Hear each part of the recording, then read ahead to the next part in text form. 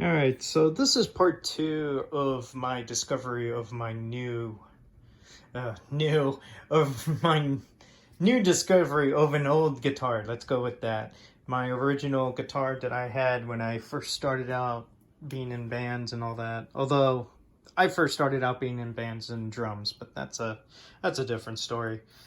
I decided to take off the covers, take a look, and I'm surprised that it has some kind of paint. It's been shielded, and I don't know if that's an aftermarket thing. I think somebody has taken the love to do it to it. I mean, they even covered this part right here.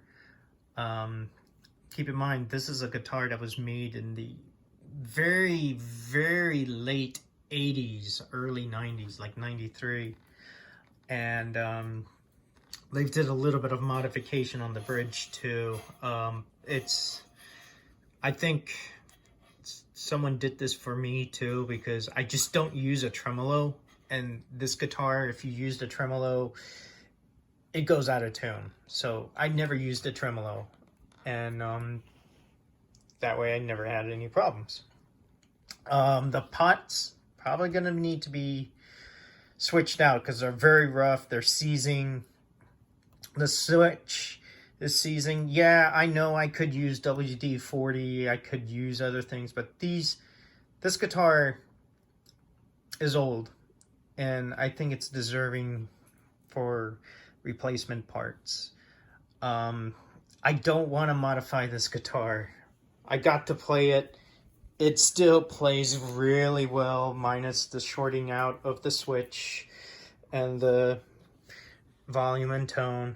I don't know what to do about this bridge. Like, this one saddle is riding up on there while trying to do an intonation, so this string is a little higher compared to the others.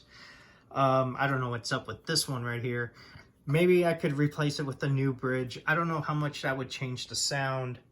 I am surprised how well these strings held out. I think these are blue steels. In fact, I'm very sure, because I was using blue steels back in the day. And the tunings are a little rough, but I mean, like, they're still good. They're kind of like the knockoffs of Fender tuning machines. Maybe I might replace them. I always wanted to replace them with locking ones, the Fender locking tuners where you tighten it up here to tighten up the string. But I've never really had a problem tuning these. I can't believe I did it this way. I don't know if that's a good way to do it, but it still holds a tune. Matter of fact, this guitar was pretty well tuned when I pulled it out and played it, and it plays very well. So I am so happy to find this. I just have to fix a couple of things. One thing I know is that I think this is plywood, not the basswood. It's very rough. I mean, I don't know which is which. That's just a new piece. I don't know what's up with that. That's probably just something that was fixed before I got. But the roughness here, it's like, God, it's almost like particle. I don't know. But yeah, I've taken this to a 2 Luthers back then, like almost over 10 years ago, and they refused to fix it because they said that it's not worth being fixed. I'm better off buying a new guitar. Well, I've bought 2 new guitars. This one, the Lead 3, and the other one that's in its bag right now because I took the strings out, the Stratocaster player. And to be honest, I like this one better than the Stratocaster player. It sounds different than that one. That's my dog.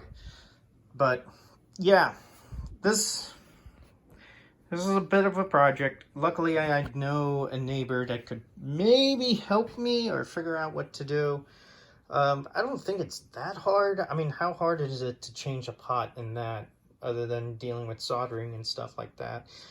Well, it could just be a journey. But yeah, for now, I'm just gonna seal these in a bag. Probably gonna keep the strings on it. I mean, like, those strings has been on there for 10 years. What 2 more months could go wrong with it? I really don't want to, like, take the strings out and then be like, yeah, I really want to play the guitar again, but I can't because the strings are gone. But anyway, yep. Wish me luck on this, guys.